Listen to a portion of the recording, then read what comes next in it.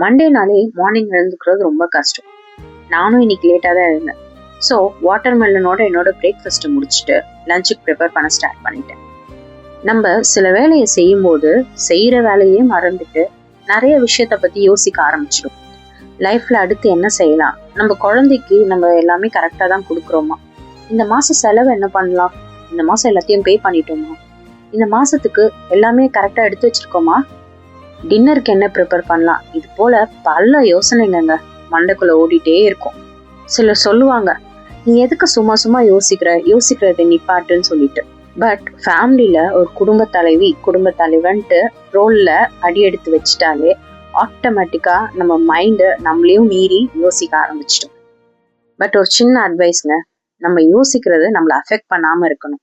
நம்மளை அஃபெக்ட் பண்ணி அது நம்ம ஸ்ட்ரெஸ் ஆகுறோம்னா அப்போ நம்ம மைண்டை நம்ம கண்ட்ரோல் பண்ண ஆரம்பிச்சிடணும்.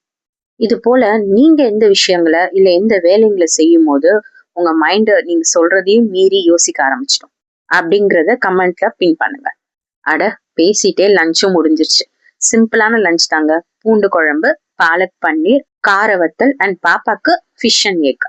மேலும் இது போல வீடியோஸ்க்கு என்ன சப்ஸ்கிரைப் பண்ணிக்கோங்க. பாய் பாய்.